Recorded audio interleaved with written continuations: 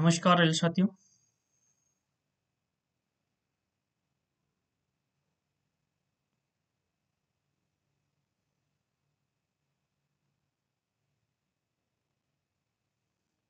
Screen पे आप देख रहे होंगे झांसी डिवीजन में 35% 35% एलडीसी कोटा के तहत कर्मचारियों कल्याण निरीक्षक लेवल 6 जीपी 4200 रुपये के पद के लिए लिखित परीक्षा। Written examination for the post of staff and welfare inspector level 6 GP RS 4200 against 35 LDC quota in Jhansi division. 35% LDC कोटे का ये झांसी डिवीजन का वेलफेयर इंस्पेक्टर का पेपर है। और ये देख पा रहे होंगे, ये पेपर है जो अभी हाल ही में 7 जनवरी 2024 को कंडक्ट हुआ है। 100 अंक का है और समय 2 घंटा है। प्रश्नों की संख्या इसमें 110 है राजभाषा सहित। प्रश्नों की जो संख्या है वो 110 है राजभाषा सहित।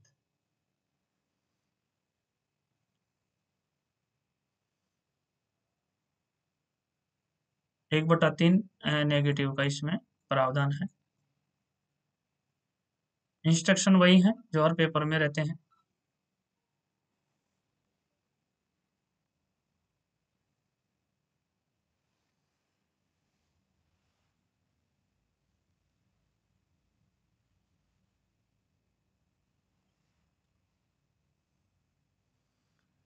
चलिए शुरू करते हैं हम। पहले प्रश्न की बात करें।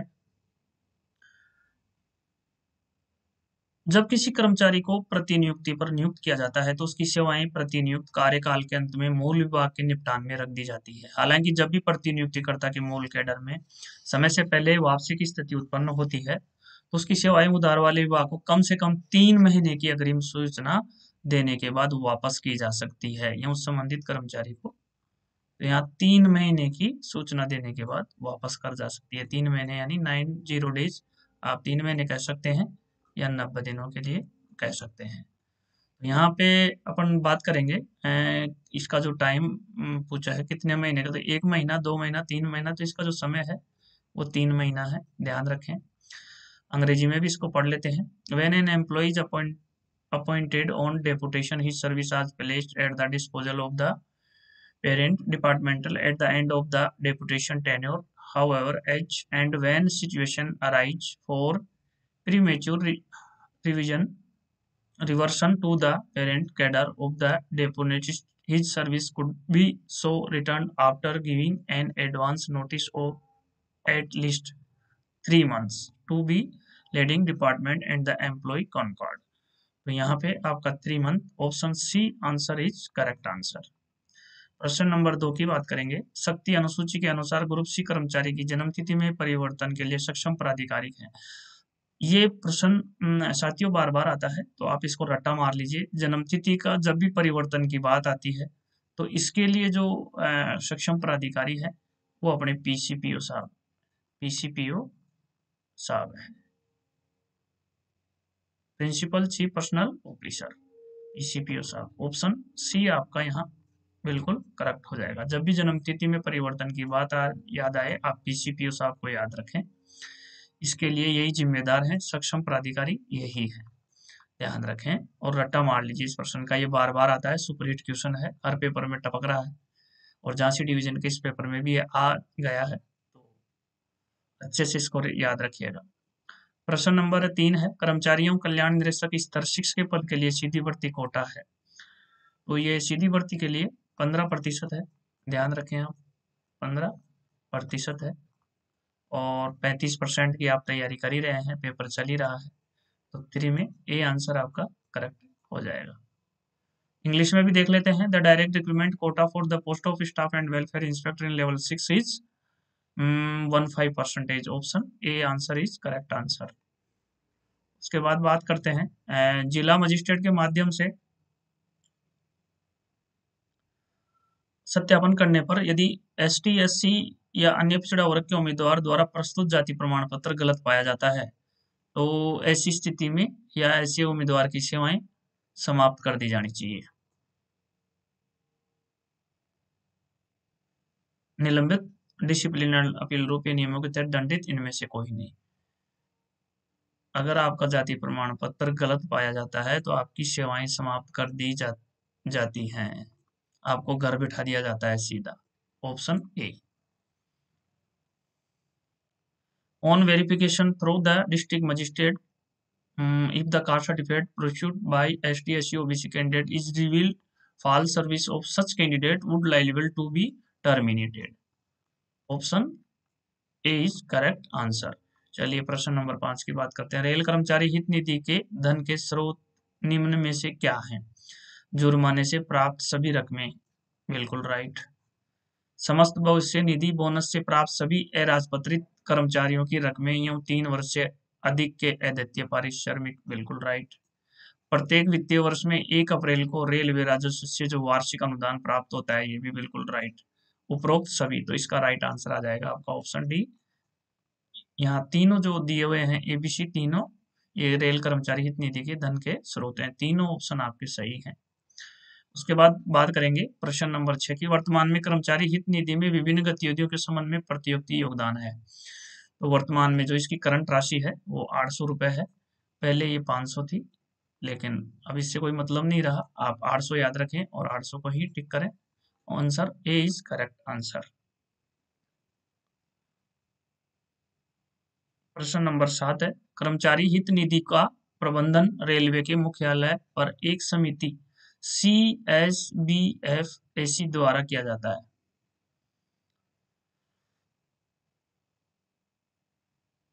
जिसमें प्रत्येक मान्यता प्राप्त यूनियनों से 6 सदस्य होते हैं। C answer is correct answer.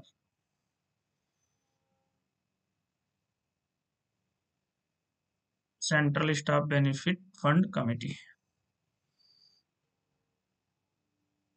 चलिए 8, क्वेश्चन नंबर 8। यदि अध्यक्ष कर्मचारी हित निधि से किसी योग के वित्तीय औचित्य के बारे में समिति के बहुमत से असहमत है तो ऐसा मामला को निर्देशित करेंगे जिसका निर्णय उक्त मामले में अंतिम होगा। महाप्रबंधक, अपर महाप्रबंधक, प्रधान मुख्य परिचालन प्रबंधक, उपरोक्त में से कोई नहीं। तो ऐसे निर्णय के मामले में GM महोदय जो निर्णय लेंगे वो अंतिम होगा। तो यहाँ जनरल महोदय जी आ जाएंगे, GM साहब आ जाएंगे, जनरल मैनेजर साहब। Option A answer is correct answer. उसके बाद बात करते हैं क्वेश्चन नंबर 9। विभिन्न क्षेत्रीय रेलों उत्पादन इत्यादि में कार्यशील केंद्रीय कर्मचारी हित निधि समितियों CSBFC को निधियों के पुनर्विजन के लिए शक्तियां प्रत्याशित की गई हैं जो निम्न में से किस गतिविधि को छोड़कर विभिन्न गतिविधियों के तहत विभिन्न शीर्ष में राशि के 25% से अधिक नहीं होगी। केवल शिक्षा गतिविधि, केवल खेलकूद गतिविधि, केवल स्काउट गतिविधि। तो इसमें शिक्षा, खेलकूद और स्काउट सभी गतिविधियां शामिल होती हैं। तो अपन उपरोक्त सभी यानी डी ऑप्शन अपन यहाँ इस प्रश्न के उत्तर में ले लेंगे। यहाँ D option is correct answer हो जाएगा। उसके बाद बात करते हैं हम प्रश्न नंबर 10 की। कर्मचारी हित निधि का प्रबंधन रेलवे के मुख्यालय CSBFC पर एक समिति द्वारा किया जाएगा जिसके पीठासीन अधिकारी होते हैं। तो CPO साहब इसके पीठासीन अधिकारी होते हैं मुख्यालय लेवल पर, चीफ पर्सनल ऑफिसर। तो यहाँ पे अपन CPO साहब का देख लेते हैं। ऑप्शन ए CPO साहब इज मुख्य कार्मिक अधिकारी, chief personnel officer. Option A यहाँ आपका करेक्ट हो जाता है। उसके बाद बात करें हम क्वेश्चन नंबर 11। कारखाना अधिनियम 1948 की धारा 46 के उपबंधों के अनुसार रेल प्रशासन का यह कानूनी दायित्व है कि वे उन रेल स्थापनाओं में कैंटीनों की व्यवस्था करें जो कारखाना अधिनियम द्वारा शासित होते हैं और जहां वो 250 व्यक्तियों से अधिक व्यक्ति नियोजित हों। ऑप्शन सी आंसर आपका यहाँ आ जाएगा 250 व्यक्ति। यहाँ पे अपन पूरा ले लेते हैं, चलो बता देते हैं, प्रश्न आ गया तो 30 पे क्रेचेज की व्यवस्था है यानी पालनाघर की व्यवस्था है यदि किसी फैक्ट्री एक्ट के अनुसार। कारखाना अधिनियम 1948, फैक्ट्री एक्ट 1948 ये आपके लागू हुआ था 1 अप्रैल 1949 को ये लागू हुआ था और ये 2 बार अब तक संशोधित हो चुका है। 1987 में ये संशोधित हो चुका है और उसके बाद ये 2016 में संशोधित हो चुका है। तो इसके अनुसार 30 यदि महिलाएं किसी कारखाने में काम करती हैं 30 या 30 प्लस, तो वहां पे क्रेचेज यानी पालनाघर शिशु गृह की स्थापना की जाएगी। और यदि 150 या 150 प्लस हैं तो वहां पे फर्स्ट एड बॉक्स की व्यवस्था की जाएगी। और यदि वहां 250 कर्मचारी हैं, 250 या 250 प्लस हैं तो कैंटीन की व्यवस्था की जाएगी। और यदि 500 या 500 प्लस हैं, 500 या 500 प्लस हैं तो वहां पर एम्बुलेंस, डॉक्टर, एम्बुलेंस, डॉक्टर, इससे लिखा नहीं जा रहा साथी से, डॉक्टर और वेलफेयर इंस्पेक्टर WI।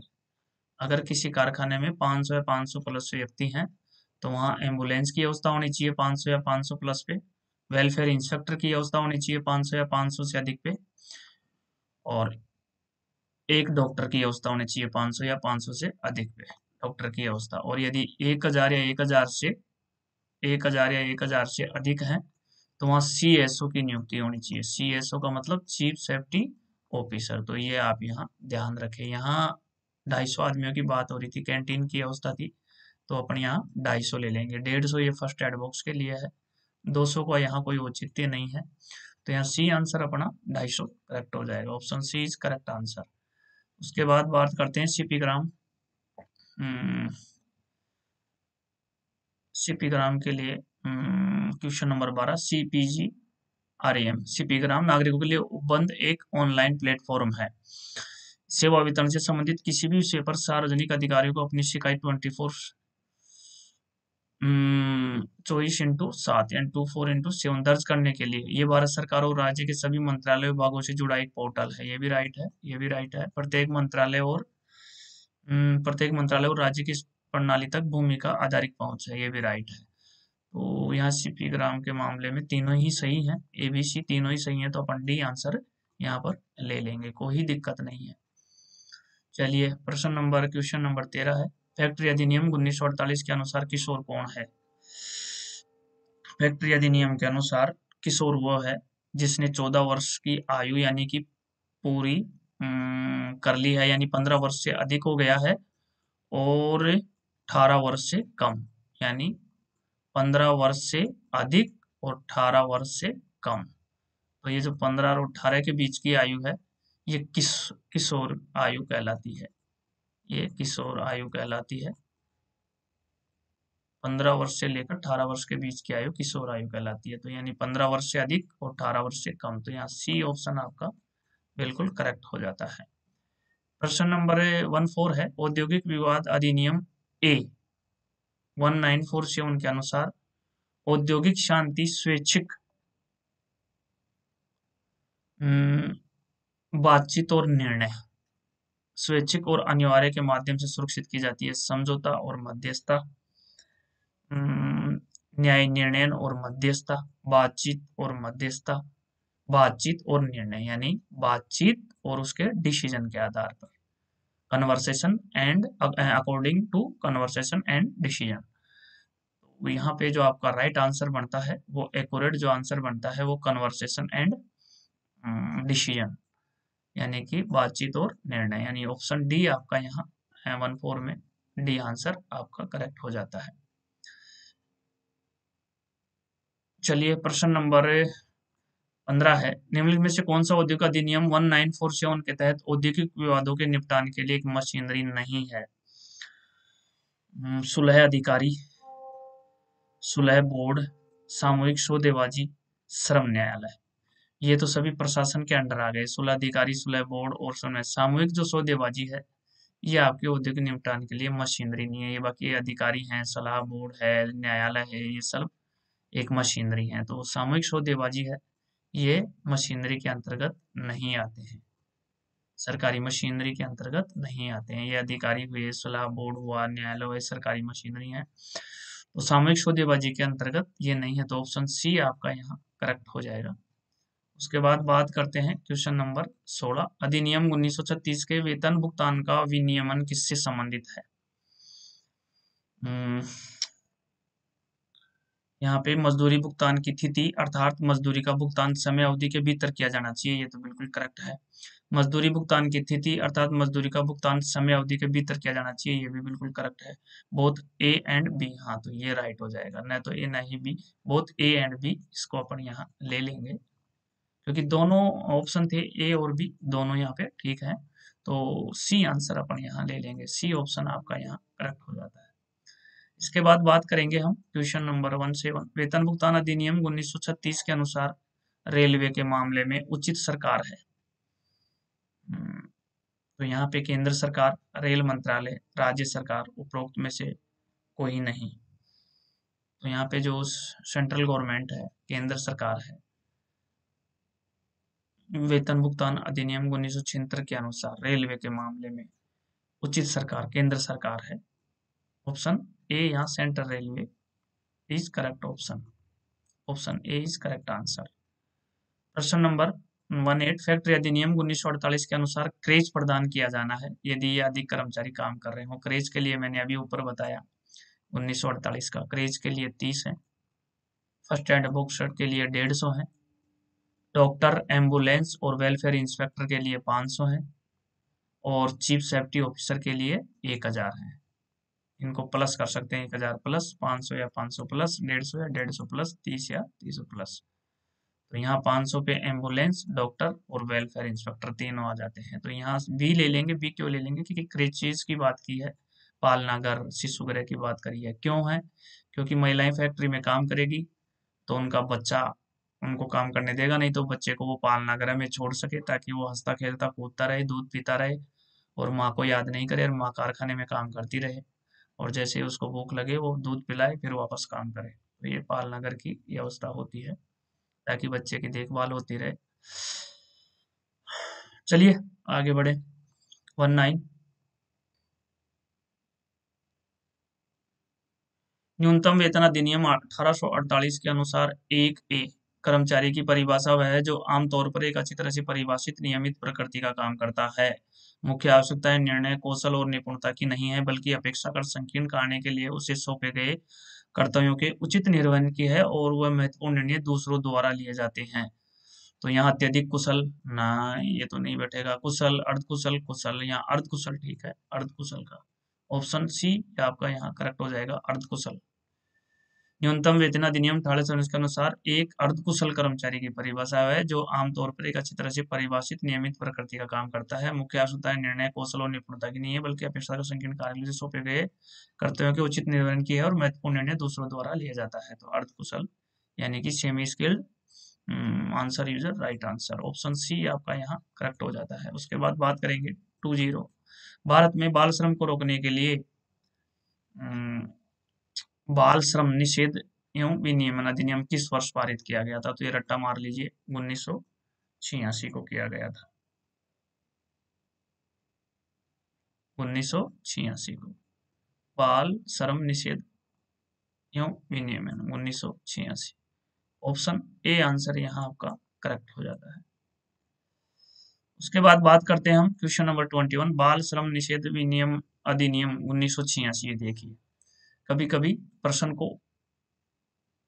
पत्र को उल्टा सोल्व करना चाहिए, यानी कि पीछे की तरफ से चलना चाहिए। पीछे की तरफ पहले अपने 21 पे आते बाल श्रम निषेध विनियम अधिनियम 1986 किसका उदाहरण है? तो आप ये बाल श्रम निषेध अधिनियम 1986 को यहाँ से पकड़ लेते और यहाँ पे आप अपना ऑप्शन राइट कर देते। चलो ठीक है, अपना अपना दिमाग है। ऑप्शन ए यहाँ 1986 किसका उदाहरण है? यहाँ उदाहरण पूछा गया है और ये सुरक्षात्मक श्रम विधान के लिए है। विनियमन श्रम विधान, सुरक्षात्मक श्रम विधान, कल्याण विधान, उपरोक्त में से सुरक्षात्मक श्रम विधान के लिए, प्रोटेक्टिव लेबर लेजिस्लेशन के लिए आ जाएगा। ऑप्शन बी आपका यहाँ 21 में करेक्ट हो जाता है। उसके बाद क्वेश्चन नंबर 22 पर नजर डालते हैं। निम्नलिखित में से कौन सा कानून भारत में असंगठित क्षेत्र के श्रमिकों पर लागू होता है?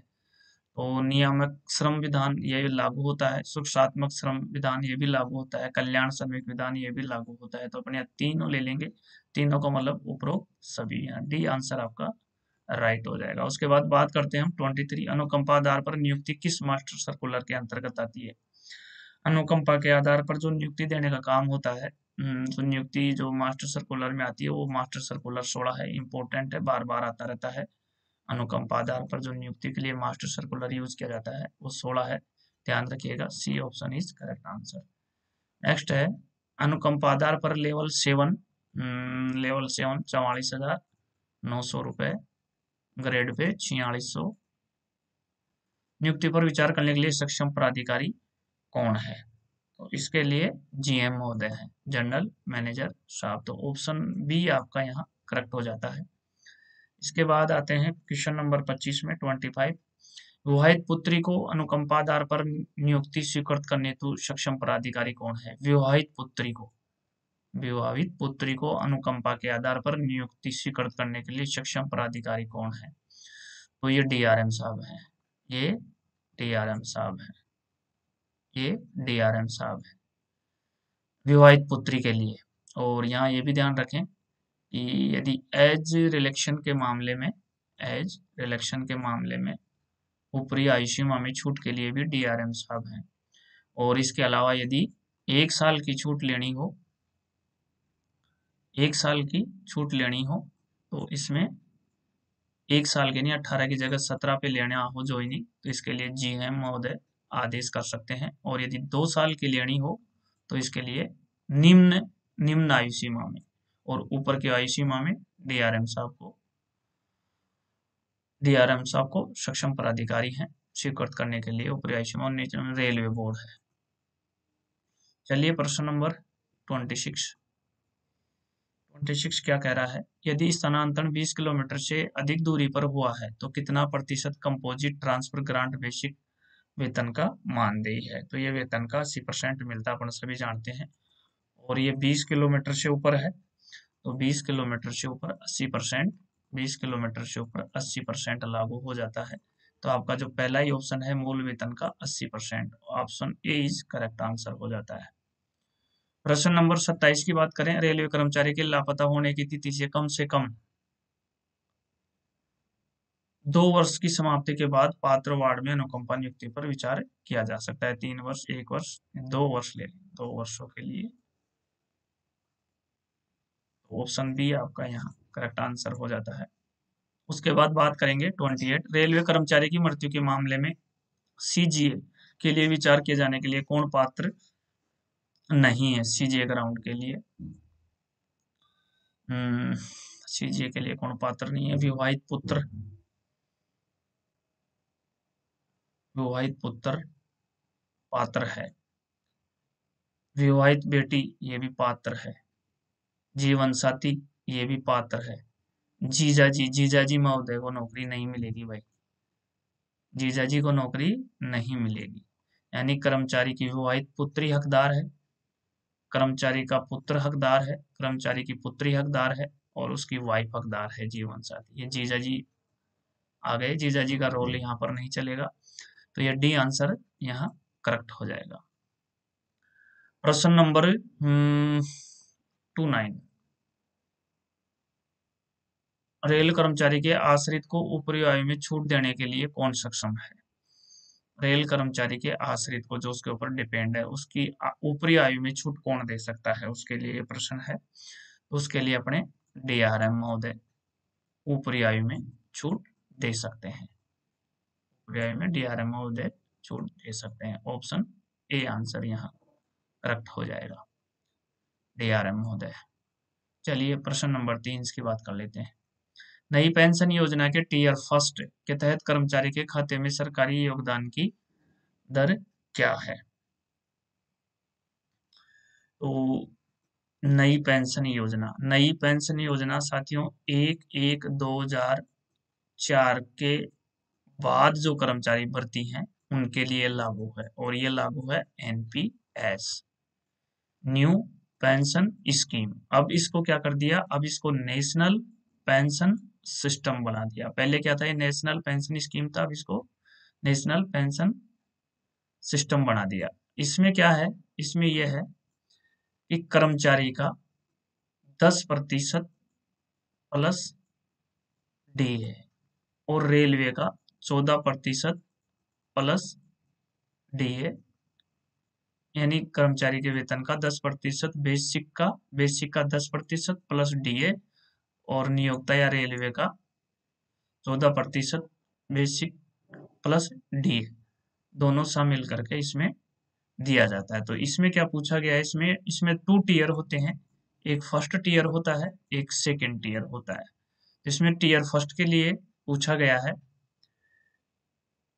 कि टीयर फर्स्ट के तहत कर्मचारी के खाते में सरकारी योगदान की दर क्या है। तो मैंने सरकारी योगदान की दर बताई 14% प्लस डीए। तो यहाँ लिखा हुआ है मूल वेतन यानी बेसिक पे का 14% प्लस डीए। तो यहाँ सी आंसर आपका राइट हो जाएगा। उसके बाद हम बात करते हैं केंद्र सरकार में आर्थिक रूप से कमजोर वर्ग ईडब्ल्यूएस के लिए आरक्षण का प्रतिशत है। तो यहाँ ईडब्ल्यूएस का मतलब है ई से इकोनॉमिकली, डब्ल्यू से वीकर और एस से सेक्शन, इकोनॉमिकली वीकर सेक्शन। ये आया था आपके फरवरी 2019 से लागू, 2019 को ईडब्ल्यूएस फरवरी 2019 से ये लागू है। और इसमें जो केंद्र सरकार की भर्तियां होती हैं उनमें इनका 10% रिजर्वेशन है। और इसकी जो ईडब्ल्यूएस के लिए है जो 8 लाख रुपए से, जिसकी सालानाई 8 लाख रुपए से कम हो, वो ईडब्ल्यूएस के अंतर्गत आता है। यदि किसान है तो 5 एकड़ से कम जमीन होनी चाहिए। यदि किसान है तो 5 एकड़ से कम जमीन होनी चाहिए और आय सालाना की 8 लाख रुपए से कम होनी चाहिए।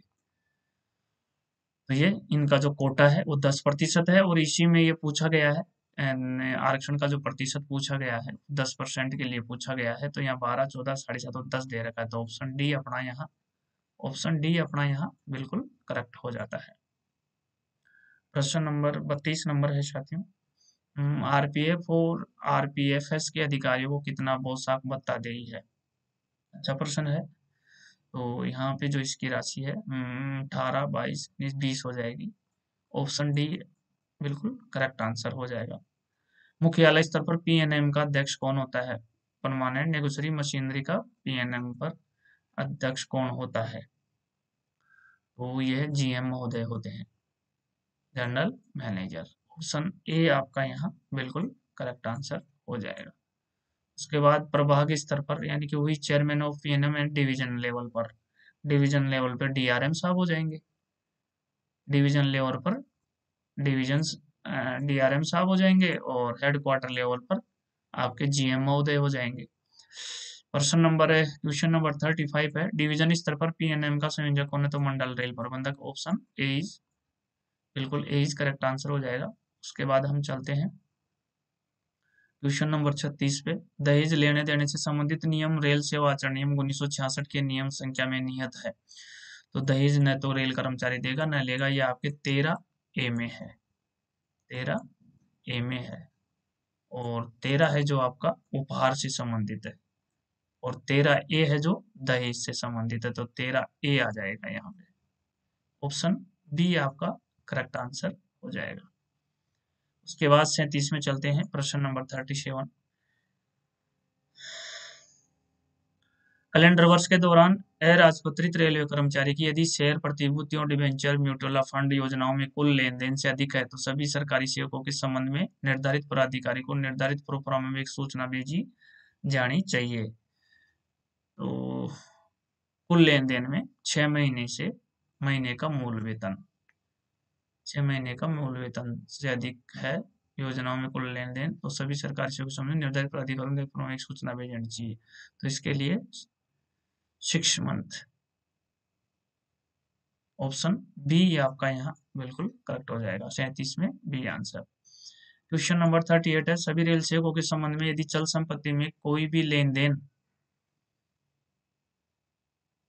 चल संपत्ति में 2 महीने का मूल वेतन से अधिक हो तो निर्धारित 2 महीने से अधिक हो, चल संपत्ति में 2 महीने, 3 महीने, 4 महीने, उपरोक्त में से कोई नहीं। 2 महीने का सभी रेल सेवकों के संबंध में चल संबंध में कोई भी लेन देन यदि 2 महीने से अधिक है तो निर्धारित अधिक को सूचना भेजी जानी चाहिए। तो 2 मंथ यहाँ ऑप्शन ए आंसर आपका यहाँ करेक्ट हो जाएगा। उसके बाद 39 है रेल सेवा आचरण नियम 1966 के नियम 31 सेकंड के अंतर्गत क्या उल्लेख है? पूर्ण अखंडता बनाए रखना, कुछ भी ऐसा ना करे जो लेखन जाएगा शोभनीय हो, कर्तव्य के प्रति समर्पण बनाए रखे, उपरोक्त में से कोई नहीं। तो ये कर्तव्य का है, 31 का 2 है जो कर्तव्य के प्रति समर्पण है। तो यहाँ पे जो आंसर बनेगा आपका वो कर्तव्य के प्रति समर्पण। थर्ड सी आपके महिलाओं के सेक्सुअल हरासमेंट के से संबंधित है ही। तो चलिए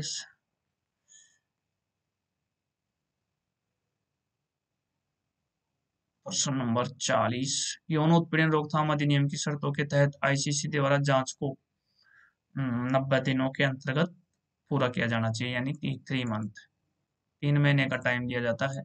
जो ये थर्ड सी है, जो महिलाओं के सेक्सुअल हरासमेंट के लिए जो है उसके उत्पीड़न रोकथाम अधिनियम की शर्तों के तहत उसको कम से कम 3 महीने का समय दिया जाता है कि जांच पूरी कर लेनी चाहिए 3 महीने के अंतर्गत। ऑप्शन सी आंसर आपका यहाँ आ जाएगा।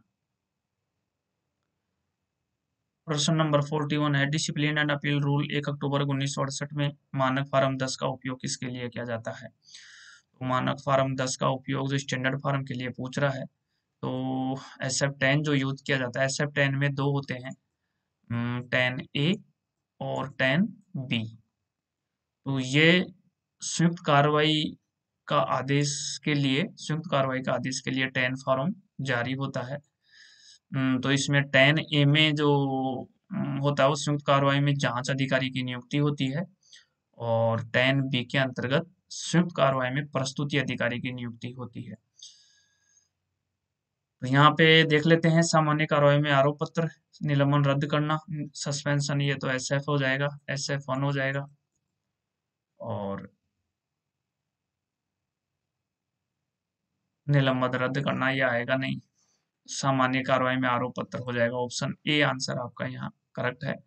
जो SF10 है वो संयुक्त कार्रवाई के लिए दिया जाता है, संयुक्त कार्रवाई का आदेश के लिए। इसमें 2 होते हैं, 10A और 10B। 10A संयुक्त कार्रवाई में जांच अधिकारी की नियुक्ति होती है, और 10B में संयुक्त कार्रवाई में प्रस्तुति अधिकारी की नियुक्ति होती है।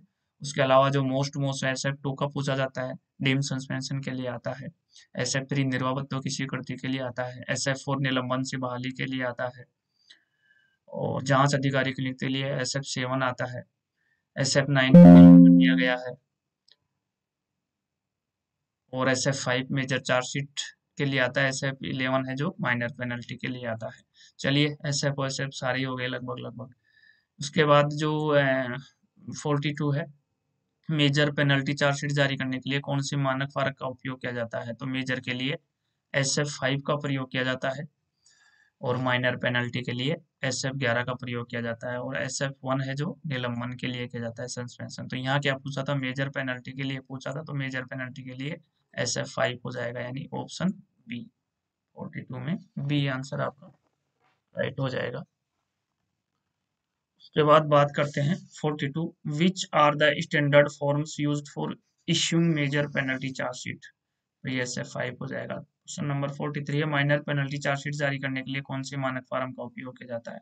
तो माइनर पेनल्टी के लिए SF11 किया जाता है, मेजर के लिए SF5, SF1 के लिए सस्पेंशन। तो यहाँ माइनर पेनल्टी के लिए SF11 हो जाएगा, सी आंसर आपका यहाँ करेक्ट हो जाएगा।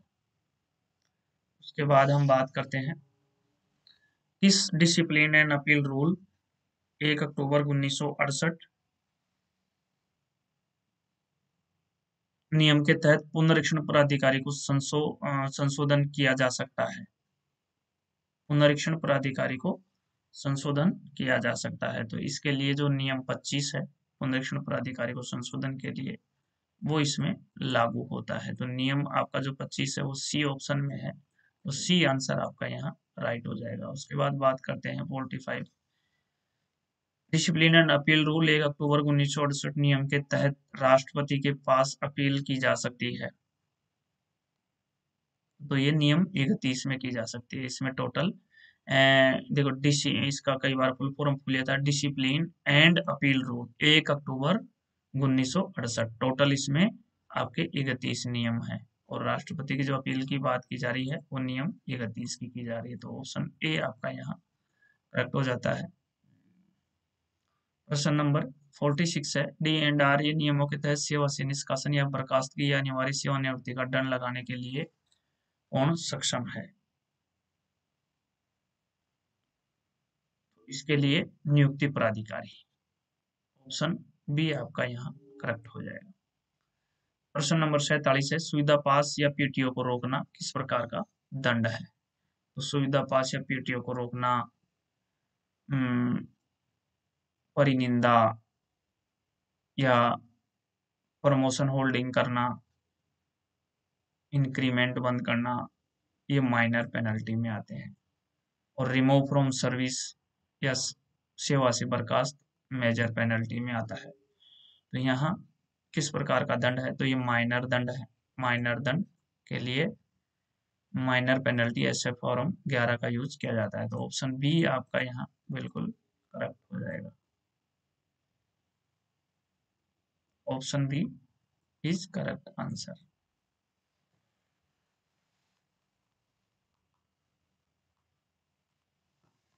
चलिए,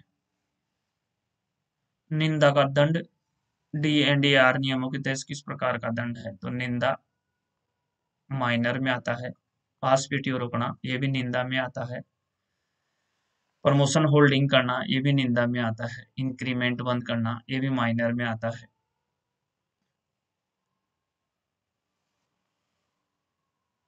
मेजर के अंदर आपका रिमूव फ्रॉम सर्विस करना, टर्मिनेट करना, सेवा से बर्खास्त करना ये मेजर में आता है। तो यहाँ माइनर के लिए, निंदा माइनर के लिए हो जाएगा ऑप्शन बी।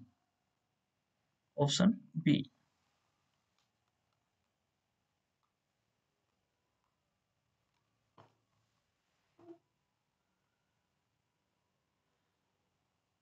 अनिवार्य सेवानिवृत्ति का दंड किस प्रकार का दंड है?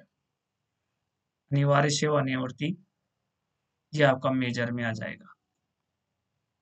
जबरदस्ती रिटायरमेंट कर देना। ऑप्शन ए मेजर में आ जाएगा।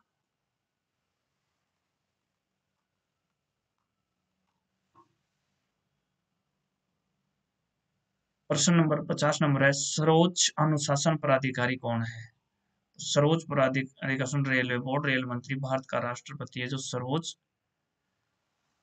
डिसिप्लिनरी अथॉरिटी है, यानी भारत के राष्ट्रपति जी।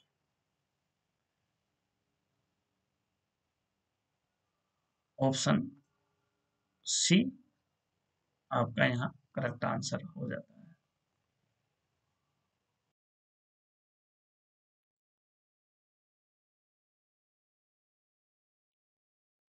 फिफ्टी वन की बात करेंगे। 51 में the maximum amount of DCRG death cum retirement gratuity. DCRG की अधिकतम राशि क्या है? तो डीसीआरजी की अधिकतम राशि डेथ कम रिटायरमेंट ग्रेजुएटी की अधिकतम राशि 20 लाख है। और एक्स ग्रेटिया की यहाँ अगर पूछी जाए तो एक्स ग्रेटिया के लिए 25 लाख हो जाएगी। एक्स ग्रेटिया के लिए 25 लाख की राशि हो जाती है।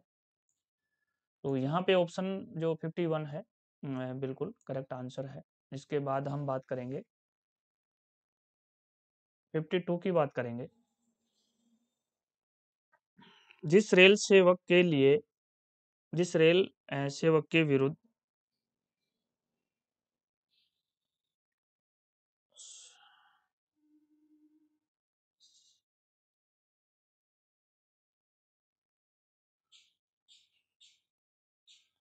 जिस रेल सेवक के विरुद्ध विभागीय या न्यायिक कार्रवाई प्रारंभ की गई हो वह निम्नोक्त में किसके लिए पात्र नहीं होगा?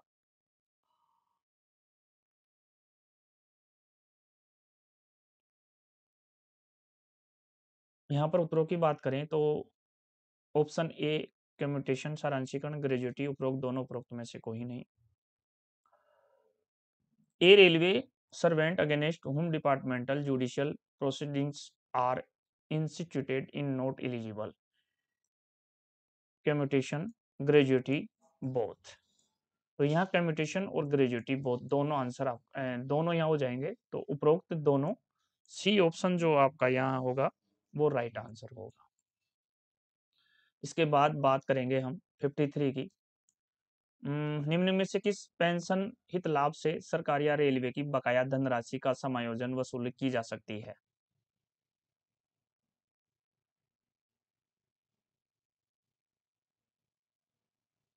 पीएफ यानी भविष्य निधि से, जीआईएस यानी ग्रुप इंश्योरेंस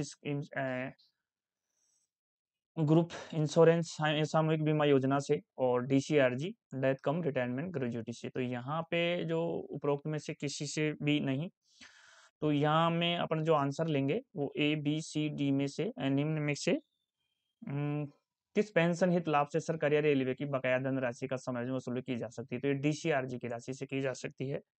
53 में अपन यहाँ सी ले लेंगे, भविष्य निधि से नहीं किया जा सकता, नई सामूहिक बीमा योजना से किया जा सकता। तो दोनों ऑप्शन अपने ये गलत हो जाते हैं। डीसीआरजी की राशि है, यहाँ से अपन इसकी बकाया धनराशि की वसूली कर सकते हैं। तो ऑप्शन सी आपका यहाँ राइट हो जाएगा। 54 की बात करते हैं।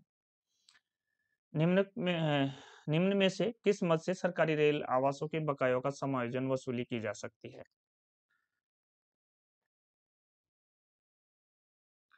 तो इसके लिए अपन देखते हैं ऑप्शन में, ग्रेजुएटी से पूरी वसूली किए जाने तक पेंशन की महंगाई राशि, यहाँ ग्रेजुएटी से भी की जा सकती है, और जो दूसरा ऑप्शन है पूरी वसूली किए जाने तक पेंशनर की महंगाई राशि से, तो यहाँ दोनों से की जाती है। यहाँ ए से भी राइट है और बी से भी राइट है, तो यहाँ सी आंसर जो अपन लेंगे वो सी आंसर लेंगे। तो 54 में सी आपका करेक्ट हो जाएगा। इसके बाद नेक्स्ट है 55 पे, निम्न निम्न में से किन छुट्टियों की गणना अहरक सेवा के रूप में की जाती है? ऐसी सभी छुट्टियां जिनके लिए छुट्टी का वेतन देय हो, बिल्कुल करेक्ट है। चिकित्सीय आधार पर ली गई सभी असाधारण छुट्टियां, ये भी करेक्ट है। ऐसी असाधारण छुट्टियां जिन्हें उच्च वैज्ञानिक या तकनीकी अध्ययन के लिए स्वीकृत किया गया, ये भी सही है। तो यहाँ पे जो आंसर बनेगा, ए भी राइट है, बी भी राइट है, सी भी राइट है। तो यहाँ डी आंसर आपका 55 में D answer is correct answer. 56 है, किसी भी रेल कर्मचारी को अधिकतम कितने दिन की औसत वेतन छुट्टी उसके छुट्टी खाते में इकट्ठी की जा सकती है? किसी भी रेल कर्मचारी को अधिकतम कितने दिनों की औसत वेतन छुट्टी यानी कि एलएपी। तो इजी प्रश्न है, आप सभी जानते होंगे। 300 एलएपी अपन पूरे जीवन सेवा काल में जोड़ सकते हैं, इसके बाद यदि अपन जोड़ते हैं तो वो लैप्स हो जाती हैं, वो लैप्स हो जाती हैं। और इसके जो अपोजिट पर्सन बनता है वो एच एल ए पी का बनता है। एच एल ए पी अपन, इसके लिए कोई बाउंडेशन नहीं है कि 300 ही जोड़े, अपन एल ए पी 400 भी जोड़ सकते हैं, 500 भी जोड़ सकते हैं, 700 भी जोड़ सकते हैं, तो इसके लिए अनलिमिटेड आ जाएगा। एच एल ए पी के लिए अनलिमिटेड आ जाएगा। एल ए पी अपन 300 जोड़ सकते हैं टोटल पूरे सर्विस में, और H L A P upon H L A P अपना एच एल ए पी ने अपना अनलिमिटेड जोड़ सकते हैं। तो यहाँ राइट आंसर क्या बनेगा आपका? ऑप्शन सी आपका यहाँ राइट आंसर बनेगा। इसके बाद हम बात करते हैं 57 की बात करते हैं, किसी भी रेल कर्मचारी के छुट्टी खाते में कोई छुट्टी नहीं हो तो उसे कौन सी छुट्टी स्वीकृत की जा सकती है? अगर मान लीजिए किसी कर्मचारी के पास कोई भी छुट्टी शेष नहीं है, न सी एल है, न एच एल ए पी है, न एल ए पी है, तो उसे कौन सी छुट्टी स्वीकृत की जा सकती है? तो उसे एल एन डी, उसको एल एन डी छुट्टी स्वीकृत की जा सकती है, जो पूरे सेवा काल में 360 दिन की मिलती है। पूरे सेवा काल में 360 दिन की मिलती है। एल एन डी का मतलब लीव नोट और due, leave not due, L N D छुट्टी 360 दिन की मिलती है। यहाँ अपने एल ए पी की बात करें तो एल ए पी आप 300 से अधिक नहीं जोड़ सकते, और यहाँ CCL की बात करें तो CCL आपको 730 दिनों की मिलती है। ये आंकड़े इसलिए बता रहा हूँ ताकि आपको याद रह सके। और यहाँ HLAP की बात करें तो HLAP आपके अनलिमिटेड है, कितने भी जोड़ सकते हैं। इसके बाद आपके हॉस्पिटल लीव की बात करें, अस्पताली छुट्टी की बात करें हॉस्पिटल लीव की, तो वो आपके 28 मंथ, वो आपके 28 मंथ की ले सकते हैं। तो ये इसलिए आंकड़े बताए। चलिए 58 में चलते हैं। 58 में क्या बोल रहा है?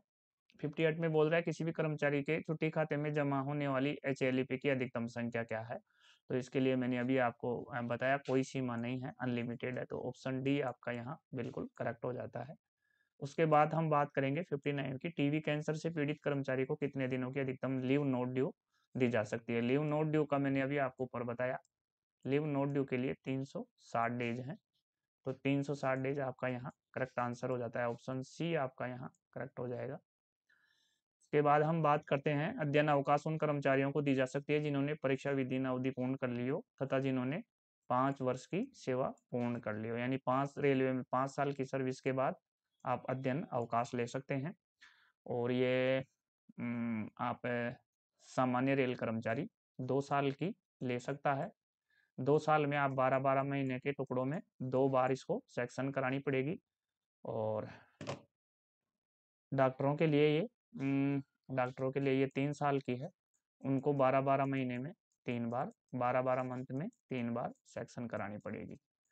तो चलिए यहाँ पे डॉक्टरों के लिए 3 साल की है यानी 36 मंथ की, और सामान्य रेल कर्मचारी के लिए 24 मंथ की है, जिसको 12-12 महीने में 2 टुकड़ों में सेक्शन कराना पड़ता है। तो यहाँ क्या लेंगे अपन, यहाँ 5 साल की सर्विस के बाद, 5 साल की सर्विस के बाद आप ये छुट्टियां ले सकते हैं रेलवे में रेगुलर 5 साल की सर्विस के बाद। ऑप्शन डी आपका यहाँ करेक्ट आंसर हो जाएगा। प्रश्न नंबर 61 है, सुविधा पास में अधिकतम कितने आश्रित शामिल हो सकते हैं? तो सुविधा पास में अधिकतम जो आश्रित शामिल हो सकते हैं वो 2 हो सकते हैं। अधिकतम की संख्या 2 है। कैसे है? यदि इसमें यदि आप आश्रित शामिल नहीं कर सकते हैं तो आपके पास में परिवार के कितने भी सदस्य शामिल हो सकते हैं, जैसे बीवी, आप स्वयं, आपके बच्चे। चाहे वो संख्या 4 भी हो सकती है, 5 भी हो सकती है, 6 भी हो सकती है, 7 भी हो सकती है, 8 भी हो सकती है। लेकिन यदि आप आश्रित शामिल करते हैं, यदि आप इसमें आश्रित शामिल करते हैं तो फिर संख्या 5 से ज़्यादा नहीं होनी चाहिए। जैसे मान लीजिए आप 2 आश्रित शामिल कर लेते हैं तो फिर आपके परिवार की सदस्य संख्या 3 ही होगी। फिर आपके इसमें 2 आश्रित हो जाएंगे तो टोटल संख्या कितनी हो गई? 5। और यदि मान लीजिए आप 1 आश्रित शामिल करते हैं तो फिर आप इसमें परिवार के सदस्य 4 शामिल कर सकते हैं, तो 4 ये कितनी हो जाएंगे? 5। तो ये 5 का बाउंडेशन है। 5 से यदि आप आश्रित शामिल करते हैं तो 5 से ज्यादा संख्या नहीं हो सकती। और यदि आप आश्रित शामिल नहीं कर सकते हैं तो फिर ये 4 भी हो सकती है, 5 भी हो सकती है, 6 भी हो सकती है, 7 भी हो सकती है, 8 भी, फिर कोई बाउंडेशन नहीं है। तो यहाँ आश्रित के मामले में पूछे तो अधिकतम 2 आश्रित शामिल कर सकते हैं, और पूछा जाए कि यदि आश्रितों की संख्या पास में शामिल कर दिया जाए तो कितने से ज्यादा नहीं हो सकती, तो 5 से ज्यादा नहीं हो सकती, ये भी प्रश्न में पूछा जाता है। तो ये मैंने आपको इसलिए यहाँ बताया है। चलिए 62 की बात करते हैं। रनिंग स्टाफ के लिए प्रथम श्रेणी उत्तीर्ण पात्रता हेतु कितने प्रतिशत रनिंग भत्ते की गणना की जाती है? इसका कोई ट्रिक नहीं है साथियों, इसका रट्टा मार लो आप। इसका 30% होता है और ये बहुत बार वेलफेयर इंस्पेक्टर के पेपरों में रिपीट होता है, लगभग लगभग हर प्रश्न पत्र में ये टपक जाता है, आ जाता है। तो इसका रट्टा मार लीजिए, इसकी कोई ट्रिक नहीं है। इसकी जो रनिंग भत्ते की प्रतिशतता है वो 30% है। इसका आप सीधा सा रट्टा मार लीजिए, यही इसका इलाज है। तो ऑप्शन ए यहाँ बिल्कुल करेक्ट हो जाएगा। उसके बाद हम 63 की बात करते हैं।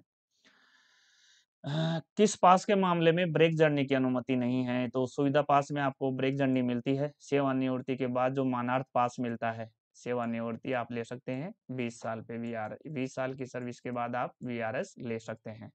जब आप 20 साल की सर्विस के बाद वीआरएस लेते हैं तो आप मानार्थ पास के भी हकदार हो जाते हैं। तो आप मानार्थ पास में भी ब्रेक जर्नी ले सकते हैं। सेटलमेंट पास है, इसमें ब्रेक जर्नी अलाउ नहीं है। इसमें ब्रेक जर्नी, सेटलमेंट पास में ब्रेक जर्नी अलाउ नहीं है। तो यहाँ अपना सी आंसर अपना बिल्कुल करेक्ट हो जाएगा। तो ये 63 में सी आंसर हो जाएगा।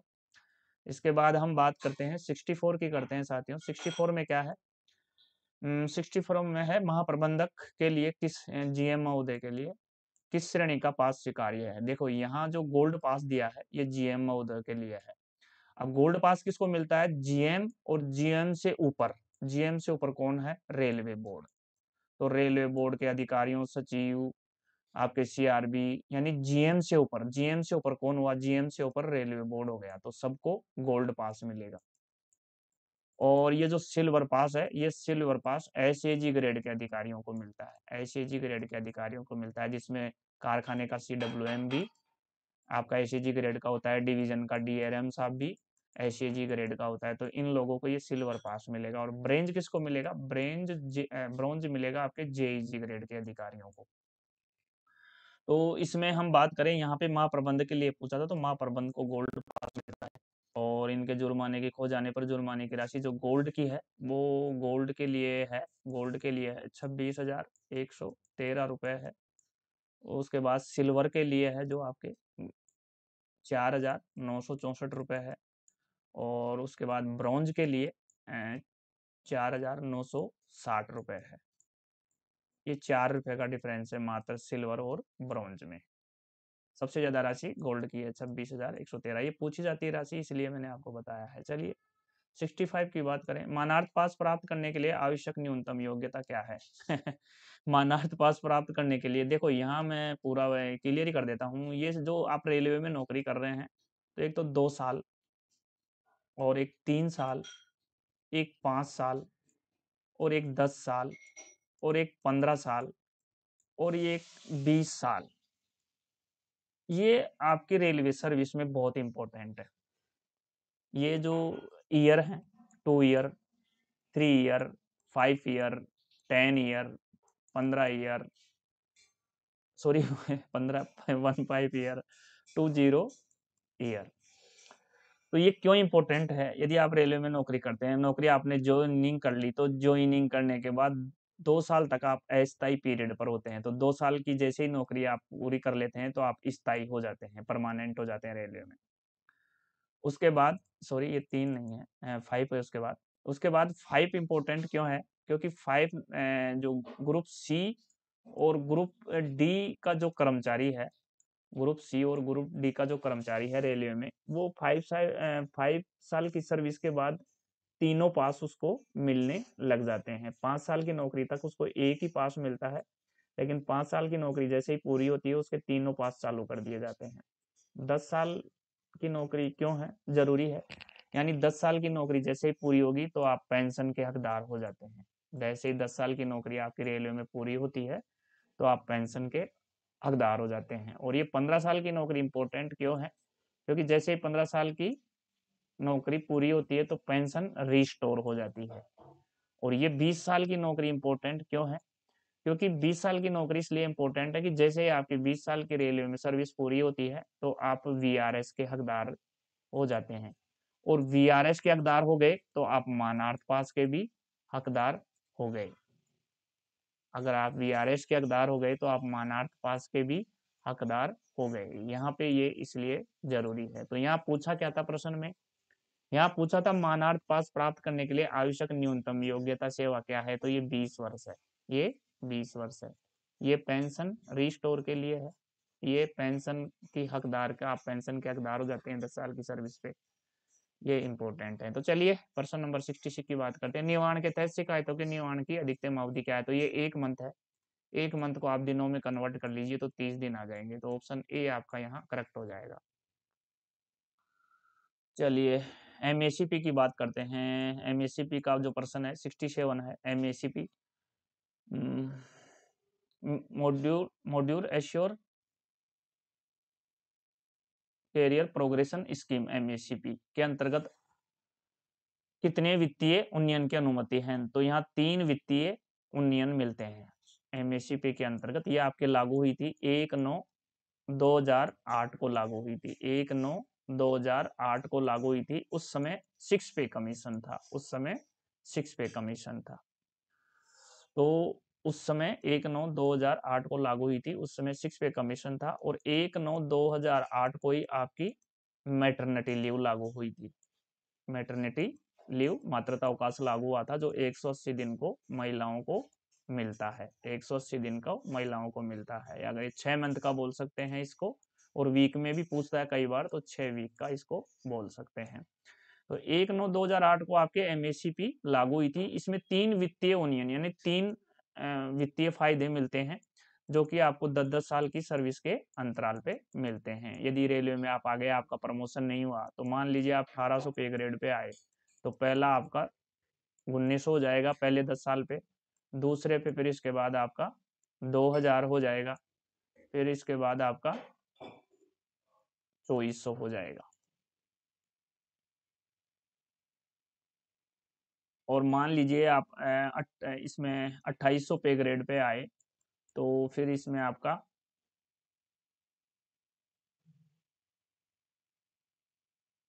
4200 हो जाएगा, उसके बाद आपका 4600 हो जाएगा, उसके बाद आपका 48, यानी 3 अगले ग्रेड इसमें आपको दे दिए जाते हैं। 3 वित्तीय फायदे इसमें आपको दे दिए जाते हैं, 3 ग्रेड आगे के आपको इसमें दे दिए जाएंगे। ये है इसकी जो कहानी है वो ये है, यानी 3 वित्तीय फायदे इसमें आपको मिलते हैं, 10-10 वर्ष के अंतराल पे मिलते हैं, यानी आगे के 3 ग्रेड दे दिए जाते हैं आपके, जिस ग्रेड में आप आए थे उस ग्रेड से आगे के 3 ग्रेड। तो ये एमएससीपी में यह है। तो 3 वित्तीय यूनियन मिलते हैं, या 3 फायदों के लिए वित्तीय यूनियन के लिए पूछा है। Financial upgradation under MSCP, module assure career progression scheme.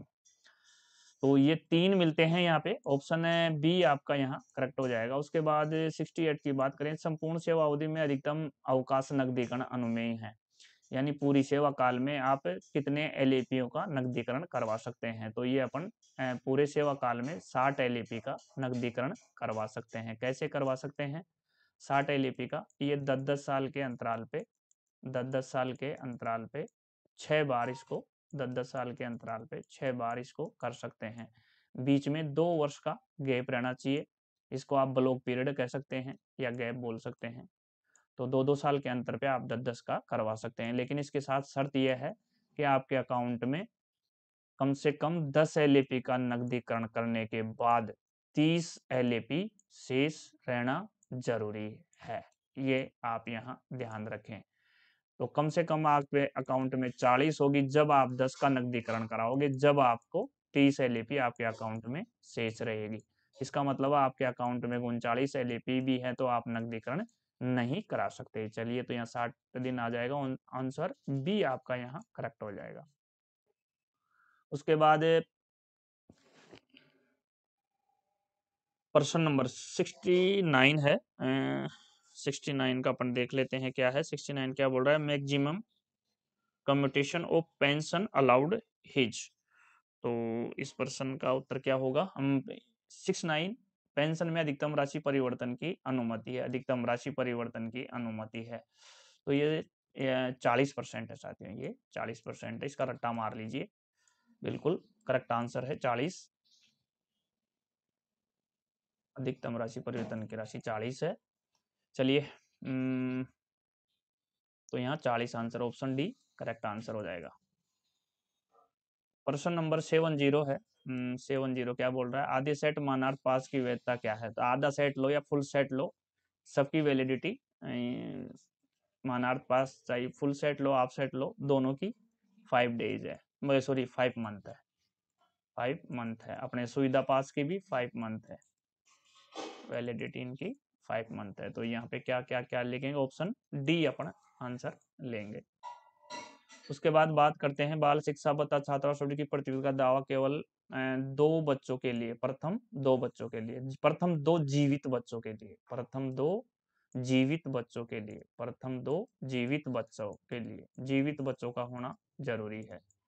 मान लो पहली संतान आपकी एक्सपायर हो गई, तो उसके बाद दूसरा और तीसरा, प्रथम 2 बच्चे माने जाएंगे। तो प्रथम 2 जीवित बच्चे, यहाँ पे लिखा नहीं है जीवित, प्रथम 2 जीवित बच्चे आ जाएंगे यहाँ पे। तो आपको वर्तमान में ध्यान ही है 27,000 रुपये एक बच्चे का मिलता है, तो 2 बच्चों का आपको 54,000 रुपये मिल जाएगा। विकलांग की स्थिति में इनके डबल हो जाते हैं, विकलांग की स्थिति में इनके डबल का मतलब 1,08,000, 1,08,000 हो जाएंगे, यानी कि 54,000 एक विकलांग को मिलेंगे, दूसरा बच्चा भी विकलांग है तो उसको भी 54,000 मिलेंगे, तो ये डबल हो जाएगा। कई बार मंथ में पूछ लेता है तो 2,250 रुपये आपके ये पर मंथ के हिसाब से सब्सिडी, और विकलांग के लिए डबल कर लो 2,250 और 2,250 4,500 रुपये हो जाएंगे, 4,500 रुपये आपके विकलांग के लिए हो जाएंगे मंथ के हिसाब से, और सालाना आप सालाना कन्वर्ट करेंगे तो 27,000 एक बच्चे का आ जाएगा, विकलांग का 54,000 आ जाएगा। इतनी सी गणित तो आप समझते ही हैं। तो चलो आगे चलते हैं। 72 है, अच्छा प्रश्न है, मैक्सिमम बार रिपीट होता है, सुपरहिट है, डॉक्टरों को दी जाने वाली एनपीए की दर क्या है। तो ये 20% है, रट्टा मार लीजिए, इसका कोई इलाज नहीं है, आप सीधा सट यही है, रट्टा मार लीजिए एनपीए का, non practice allowance, non practice allowance. तो ये 20% है डॉक्टरों के लिए, पहले ये 25 था, 25% था, बाद में इसको 20 कर दिया, तो वर्तमान में ये 20% है। तो ऑप्शन बी आपका यहाँ करेक्ट हो जाएगा।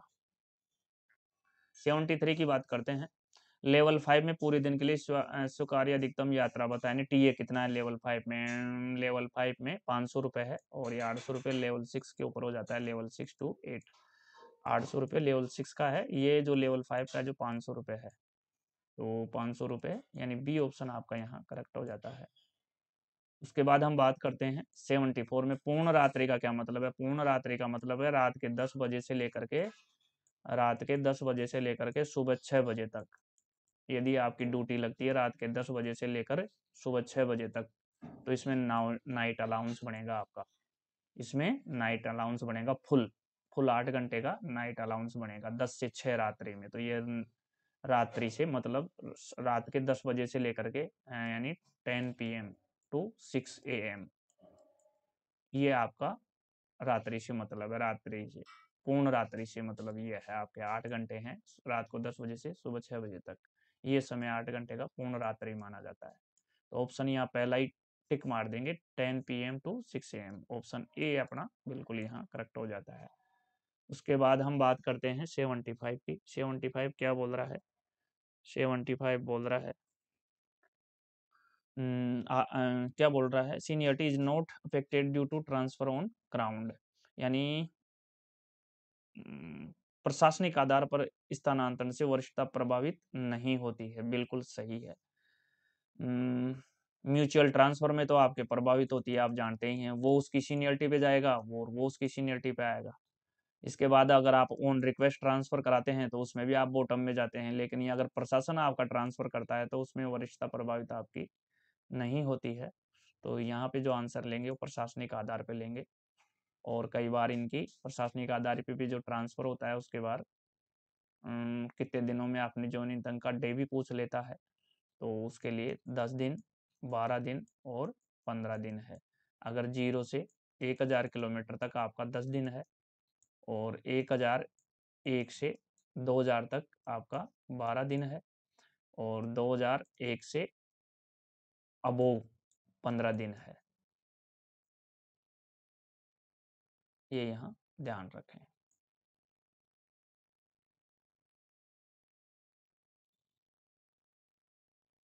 क्वेश्चन नंबर 76 है।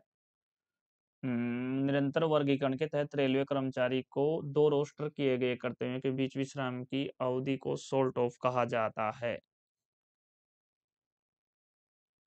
तो ये 10 घंटे से कम का समय होता है, उसको सोल्ट ऑफ बोला जाता है। 10 घंटे से कम का समय है, तो यहाँ का जो आपका ऑप्शन है वो पहला ही सही हो जाएगा, यानी ऑप्शन ए आपका यहाँ करेक्ट हो जाता है। 76 की बात करते हैं, 77 की बात करते हैं। रेल कर्मचारी की मृत्यु के मामले में रेल क्वार्टरों को अपने पास रखने की अनुमति है। यदि किसी रेलवे कर्मचारी की डेथ हो जाती है तो उसका जो परिवार है, उसके वाइफ और बच्चे, वो 24 महीने तक सरकारी क्वार्टर को अपने पास रख सकते हैं। 24 मंथ यानी 2 ईयर। तो यहाँ ऑप्शन सी ले लेंगे, ऑप्शन सी ले लेंगे। 78 है। म्यूचुअल ट्रांसफर मामले में किसकी वरिष्ठता नहीं घटेगी? म्यूचुअल के मामले में किसकी वरिष्ठता नहीं घटेगी? तो ये आपके जो कनिष्ठ कर्मचारी है, जो कनिष्ठ कर्मचारी है उसकी वरीयता वरिष्ठता नहीं घटेगी, क्योंकि तो वैसे पहले ही जूनियर है, तो उसकी वरिष्ठता नहीं घटेगी। इसमें जो वरिष्ठता घटेगी वो वरिष्ठ कर्मचारी की घटेगी, यानी जो लॉस होगा वो वरिष्ठ कर्मचारी को होगा। तो यहाँ कनिष्ठ कर्मचारी फायदे में रहने वाला है, ऑप्शन बी। और 79 की बात करते हैं। प्राकृतिक न्याय की अवधारणा में विद्यमान है 79 में, तो रेल सेवक discipline and appeal rule 1 October 1968, DNDA rail सेवा आचरण नियम 1966, फैक्ट्री अधिनियम 1948, तो उपरोक्त में से कोई नहीं। तो यहाँ जो राइट आंसर क्या बनेगा आपका? राइट आंसर यहाँ आपका 79 में ए बनेगा। जो प्राकृतिक न्याय की अवधारणा है वो डिसिप्लिन एंड अपील रूल 1 अक्टूबर 1968 के नियम में विद्यमान है, तो यहाँ आपका ऑप्शन ए करेक्ट हो जाता है। प्रश्न नंबर 80 है। कर्मचारी कल्याण और सुविधाओं पर रेलवे द्वारा की गई योग की मांग किस में दर्ज की गई है? तो मांग 11 में की गई है, ऑप्शन बी आपका यहाँ करेक्ट है। इसके बाद प्रश्न नंबर 81 है। लेवल 6 जीपी 4200 कार्मिक विभाग के अलावा के पद पर चयन के लिए किस स्तर के कार्मिक अधिकारी को चयन बोर्ड चयन बोर्ड के लिए नामांकित किया जा सकता है।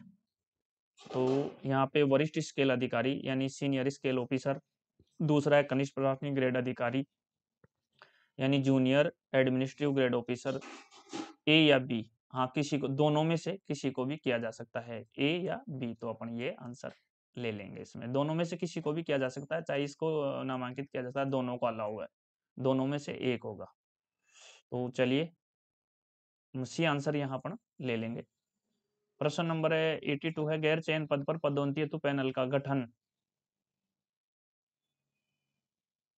किसके आधार पर किया जाता है? तो ये सीनियरिटी एंड सुटेबिलिटी के आधार पर किया जाता है, यानी वरिष्ठता से उपयोगिता, सीनियरिटी कम सुटेबिलिटी। तो यहाँ सी ऑप्शन अपन ले लेंगे, सीनियरिटी एंड कम सुटेबिलिटी। प्रश्न नंबर 83 है, प्रथम अपील आपूर्ति सूचना समाप्त होने के कितने दिनों की अवधि के भीतर या आरटीआई अधिनियम के तहत सीपीआईओ की सूचना निर्णय प्राप्त होने की तारीख से दायर की जानी चाहिए? तो इसमें प्रथम अपील पूछा है, तो प्रथम अपील के लिए 30 डेज होते हैं।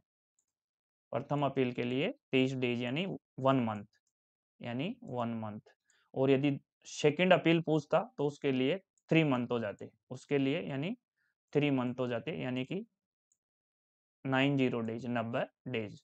अगर ये द्वितीय अपील के लिए पूछता तो 90 दिन हो जाते, और यहाँ प्रथम अपील पूछा है इसलिए 30 दिन।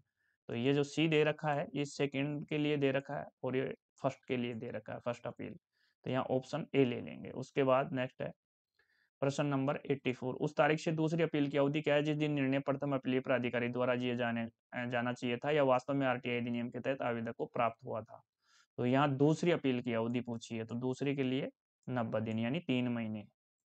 तो यहाँ अपन 84 में ऑप्शन ए ले लेंगे। उसके बाद 85 है, आरटीआई अधिनियम की धारा 8 में क्या उल्लेख है? तो यहाँ जानकारी प्राप्त करना, सूचना के प्रकटीकरण से छूट, पीआईओ का पदनाम, उपरोक्त में से कोप नहीं। तो यहाँ अपन जो राइट आंसर बनता है, जानकारी प्राप्त करना, सूचना के प्रकटीकरण से छूट, धारा 8 में। तो ऑप्शन बी आपका यहाँ करेक्ट हो जाता है। साथियों, आरटीआई राइट टू इंफॉर्मेशन, और ये आपके 12 अक्टूबर 2005 से पूरे देश में लागू थी। जम्मू एंड कश्मीर को छोड़ करके बाद में इसको जम्मू एंड कश्मीर को भी इसमें लागू कर दिया गया था।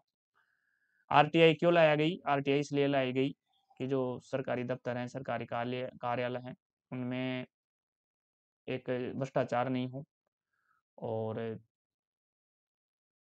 कामों में पारदर्शिता आए, और एक तय समय में लोगों के काम हो, इसलिए आरटीआई आई। और ये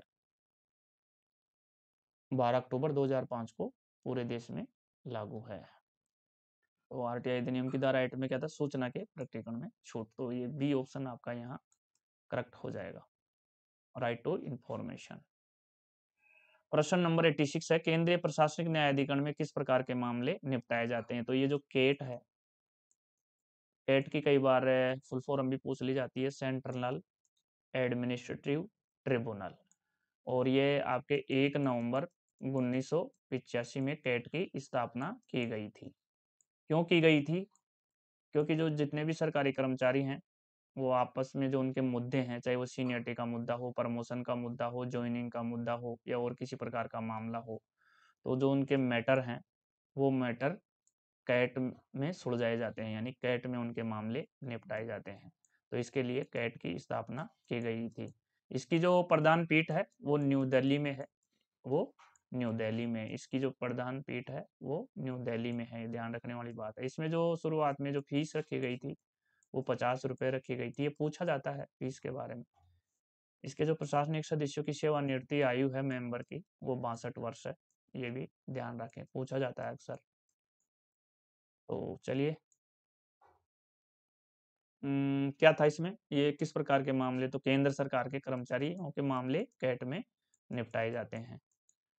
तो चलिए ऑप्शन आपके यहाँ ए हो जाएगा। हाँ, एक चीज और है, यदि जो कैट का डिसीजन आता है, चाहे वो आपके पक्ष में आए चाहे विपक्ष में आए, उस डिसीजन के विरुद्ध अपन हाई कोर्ट में जाते हैं। और हाई कोर्ट में जो आपका डिसीजन आता है, चाहे वो पक्ष में आए चाहे विपक्ष में, उसके बाद हम सुप्रीम कोर्ट में जाते हैं एससी में। लेकिन यदि एसएलपी लगानी हो, स्पेशल लीव पिटिशन, तो अपन कैट से सीधे सुप्रीम कैट में लगा सकते हैं, वहाँ हाई कोर्ट में नहीं लगती है। एसएलपी डायरेक्ट सुप्रीम कोर्ट में लगती है, यहाँ आपको ध्यान रखने वाली बात है। ये कई बार कंफ्यूजन क्वेश्चन होता है। हाँ, यदि वो पूछे कि कैट के डिसीजन के खिलाफ आप कहाँ जाओगे, तो आप हाई कोर्ट में जाओगे और हाई कोर्ट से सुप्रीम कोर्ट में जाए। लेकिन यदि वो पूछे कि कैट के बाद एसएलपी कहाँ लगा, यानी एसएलपी कहाँ लगाई जाती है, सीधे आप एसएलपी को सुप्रीम कोर्ट में लगा सकते हैं। लगा सकते नहीं, लगाई जाती है हाई कोर्ट में। ये उत्तर हाई कोर्ट इसका गलत हो जाता है, पूछा जाता है परीक्षा में। 87 है, कर्मचारी एवं कल्याण निरीक्षक जीपी के पद पर सीधी भर्ती के लिए प्रतिशत 4200 रुपए, स्तर 6 35,400। लेवल 7 की 44,900। चलिए, 4200 स्तर 6 की क्या है, तो सीधी भर्ती के लिए 15% है, और ये जो पेपर सोल्व कर रहे हैं आप, ये 35% का है। तो ये जो वेलफेयर इंस्पेक्टर का पेपर सोल्व कर रहा है, ये 35% का, सीधी भर्ती के लिए 15% है। तो 15% का है आपके ऑप्शन बी में है, तो यहाँ बी आंसर आपका राइट हो जाएगा। उसके बाद हम बात करेंगे 88 की। उच्च पद पर पदोन्नति पाने के लिए न्यूनतम आवश्यक रेजिडेंसी अवधि है, तो वो कम से कम 2 साल है। कम से कम 2 साल का पीरियड आप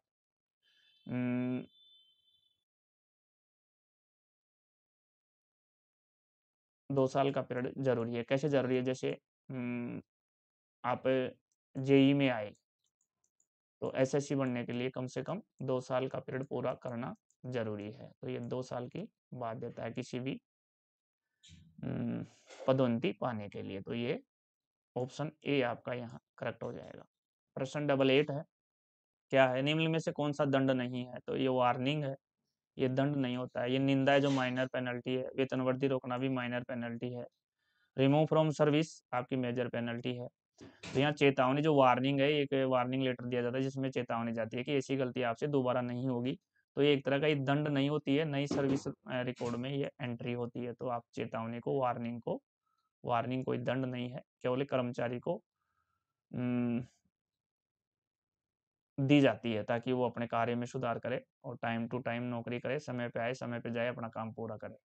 तो ये कोई दंड नहीं है, ये एक चेतावनी है ताकि कर्मचारी सुधर सके और अपना काम से काम रखें, समय से आए, समय से जाएं और समय पे ड्यूटी करें।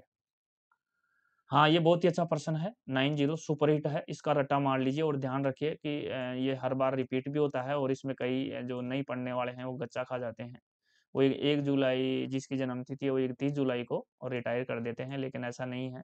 जिसकी भी जन्मतिथि 1 जुलाई है वो एक दिन पहले यानी कि 30 जून को ही रिटायर हो जाता है। तो इसमें कंफ्यूज नहीं हो, जिसकी भी जन्मतिथि 1 जुलाई है वो 30 जून को रिटायर हो जाएंगे।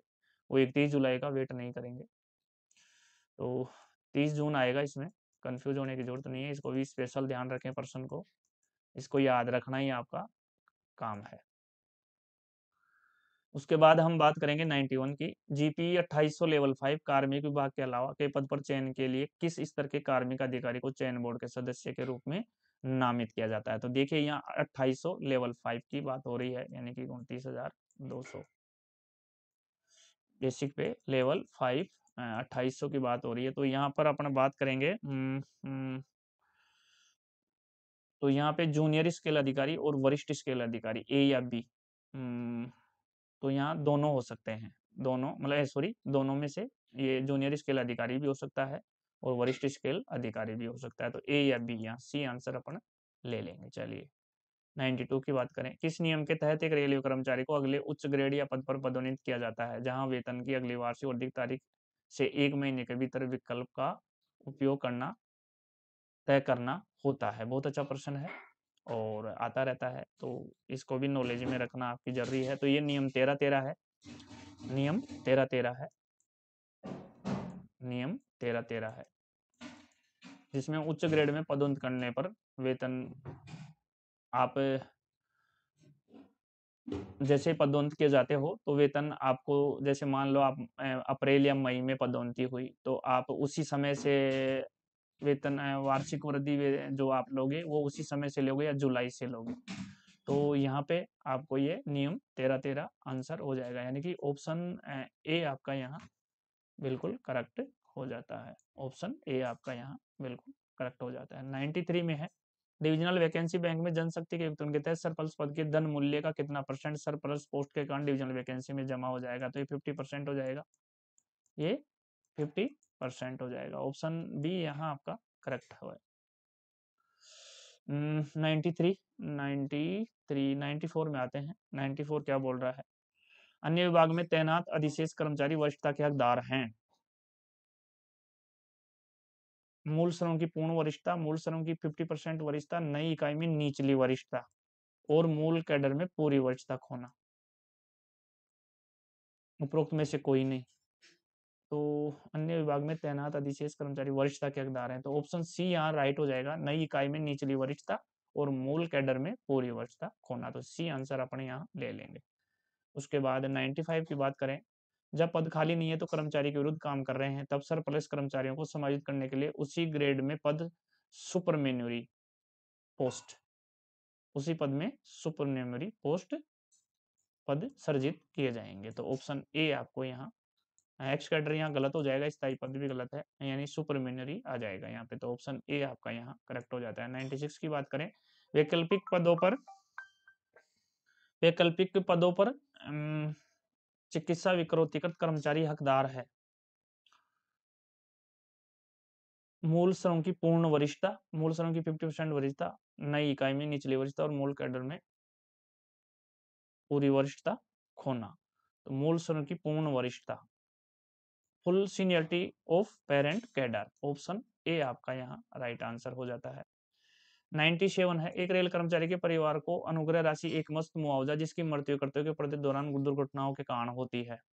तो यहाँ पे इन्होंने एक्स ग्रेटिया की राशि पूछी है, तो एक्स ग्रेटिया के लिए 25 लाख हैं और 25 लाख हैं, और डीसीआरजी के लिए, डीसीआरजी के लिए 20 लाख हैं। ये दोनों आप याद रखें, तो यहाँ 25 लाख ले लेंगे, ऑप्शन डी। 98 है, मुख्यालय स्तर पर जब पद सरेंडर किया जाता है तो धन मूल्य का हिस्सा होते हैं। मुख्यालय स्तर पर जब पद सरेंडर किया जाता है तो धन मूल्य का हिस्सा होता है। तो ये 25% भी यहाँ गलत है, 50 भी गलत है, 75 भी गलत है। तो यहाँ धन मूल्य का हिस्सा होते हैं, पद सरेंडर किया जाता है, तो उपरोक्त में से कोई नहीं। तो आंसर आपका टी आंसर आपका करेक्ट हो जाएगा। 99 है, छात्रावास सब्सिडी केवल उस बच्चे के संबंध में लागू होती है जो आवासीय शैक्षणिक संस्थान में पढ़ रहा है, जो रेलवे कर्मचारी के निवास से कम 50 किलोमीटर दूर की बात देता है, अपने निवास स्थान से 50 किलोमीटर दूर, पोस्टल सब्सिडी के लिए। तो ऑप्शन बी आपका यहाँ करेक्ट हो जाता है। उसके बाद 100, जब डी एंड आर के तहत जांच करना व्यावहारिक नहीं है तो किस नियम के तहत किसी कर्मचारी को सीधे रेल सेवा से हटाया या बर्खास्त किया जा सकता है? तो ये नियम 14(2) बोलते हैं इसको, 14(2). इसमें कोई कमेटी नहीं बैठती, कोई छानबीन नहीं होती, सीधा सीधा इसको कर्मचारी को घर बिठा दिया जाता है, रिमूव फ्रॉम सर्विस। इसमें न किसी कमेटी की जरूरत, न छानबीन की, न जांच पूछ की। ये 14, इसको कई जगह कई कर्मचारी इसको 14/2 भी बोलते हैं, लेकिन ये 14/2 नहीं है, ये 14(2) के तहत, इस नियम के तहत सीधा रिमूव फ्रॉम सर्विस है। तो ये और इम्पोर्टेंट प्रश्न है, अच्छा प्रश्न है, अक्सर पूछा जाता है, तो याद रखें। ऑप्शन बी आंसर आपका बिल्कुल करेक्ट हो जाता है। इसके बाद नेक्स्ट है प्रश्न नंबर 101 है, किस राज्य में राजभाषा नियम 1976 लागू नहीं है? In which state the official language rules 1976 are not applicable? किस राज्य में राजभाषा नियम लागू नहीं है?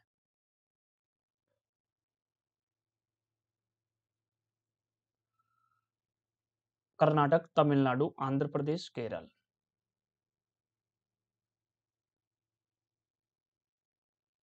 तो ये तमिलनाडु में लागू नहीं है, राजभाषा नियम तमिलनाडु पर लागू नहीं होते हैं। राजभाषा नियम 17 जुलाई 1976 को लागू हुए थे। राजभाषा नियम 17 जुलाई 1976 को लागू हुए थे और ये अब तक 3 बार संशोधित हो चुके हैं। पहली बार ये 1987 में संशोधित हुए, दूसरी बार ये 2007 में संशोधित हुए और तीसरी बार ये 2011 में संशोधित हुए। टोटल इसमें जो नियमों की संख्या है वो 12 नियम इसमें है, टोटल 12 नियम इसमें है, और ये तमिलनाडु पर लागू नहीं होते हैं। ये तमिलनाडु पर लागू नहीं होते हैं। ये इसमें मुख्य मुख्य बात आपको ध्यान में रखना है। किस राज्य में राजभाषा नियम 1976 लागू नहीं है? तो ये तमिलनाडु पर लागू नहीं है। ऑप्शन बी आपका यहाँ 101 में ऑप्शन बी आपका यहाँ करेक्ट हो जाएगा। इसके बाद आगे बढ़ते हैं। 102 है, according to official language rules Andaman and Nicobar island comes under which region? राजभाषा नियमों के अनुसार अंडमान और निकोबार द्वीप समूह किस क्षेत्र के अंतर्गत आते हैं? तो अंडमान निकोबार द्वीप समूह जो ए रीजन में आते हैं। इसके अलावा आपका दमन द्वीप समूह एवं दादरा नगर हवेली बी ऑप्शन में आते हैं, और जो लक्षद्वीप है वो सी में आते हैं। यहाँ पर ये मुख्य मुख्य रूप से पूछे जाते हैं। अंडमान निकोबार द्वीप समूह आपका ए में आता है, दमन द्वीप एवं Dadra Nagar Haveli option reason B में आते हैं, और सी लक्षद्वीप जो आता है वो सी में आता है। तो यहाँ अंडमान निकोबार द्वीप समूह पूछा गया है, तो ये कै क्षेत्र में आता है?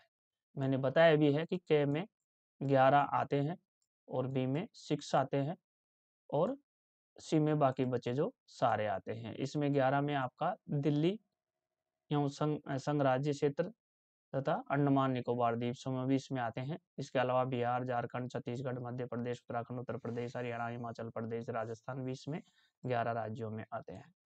ये 6 की ट्रिक है आपके पास पंगु चंद्र मदान। तो ये जो पंजाब, गुजरात, महाराष्ट्र, चंडीगढ़, दादर नगर हवेली, दमन द्वीप समूह आपके 6 में आ जाएंगे।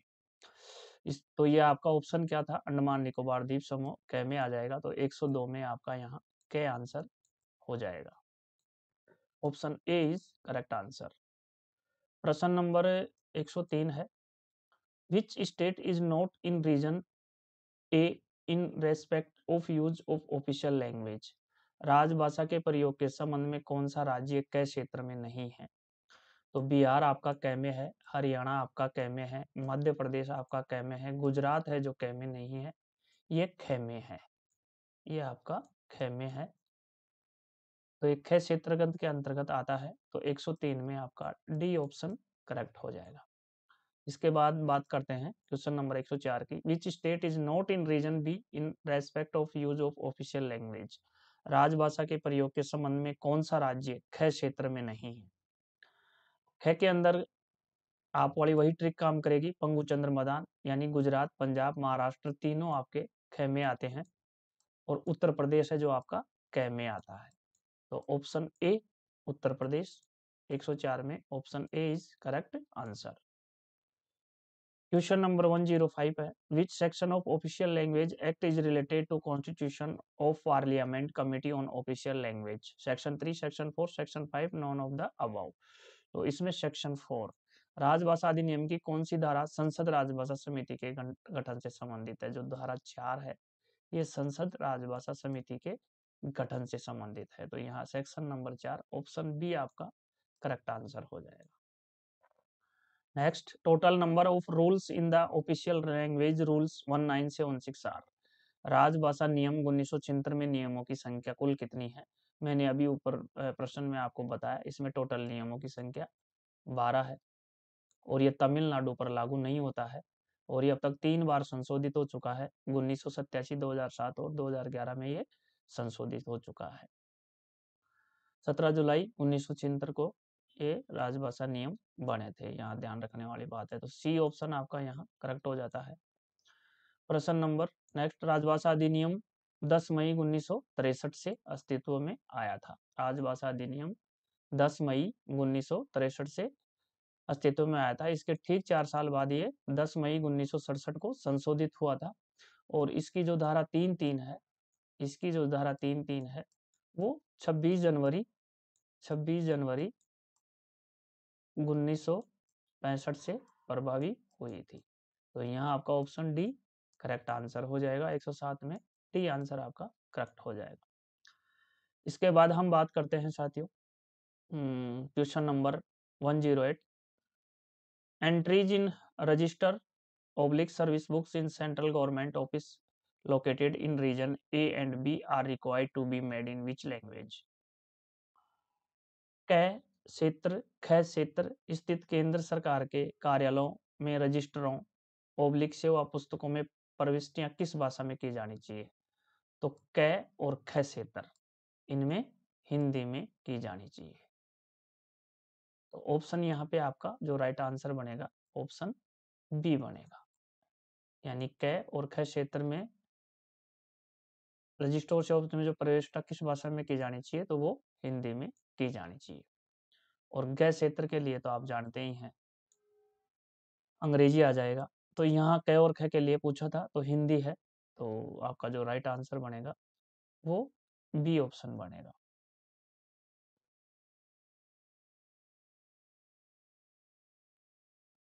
इसके बाद नेक्स्ट है question number 109, who is the chairman of the committee on the parliament for official language? संसदीय राजभाषा समिति के अध्यक्ष कौन है? संसदीय राजभाषा समिति के अध्यक्ष हमारे गृह मंत्री जी होते हैं, जो कि वर्तमान में अमित शाह जी हैं। ये संसदीय राजभाषा समिति के अध्यक्ष होते हैं। तो ऑप्शन ए अपना यहाँ आंसर हो जाएगा। उसके बाद है question number 110, which foreign language is included in the 8th schedule of constitution? संविधान की 8वीं अनुसूची में कौन सी विदेशी भाषा शामिल है? तो मैंने आपको खूब बार बताया है ये प्रश्न, अगर आपने मेरे पिछले वीडियो देखे हैं तो नेपाली एकमात्र विदेशी भाषा है। ये 8वीं अनुसूची है, उसमें ये टोटल 22 भाषाएं शामिल हैं। 22 भाषाएं शामिल हैं, जिसमें आपके नेपाली भाषा एकमात्र विदेशी भाषा शामिल है। एकमात्र विदेशी भाषा शामिल है। और इंग्लिश भाषा इसमें आपके अंग्रेजी जो है, अंग्रेजी भाषा है, वो इन 22 भाषाओं में शामिल नहीं है। तो इसमें आपका 110 में ऑप्शन ए आंसर करेक्ट हो जाएगा। चलिए साथियों, इसी के साथ आपका ये वीडियो पूरा होता है और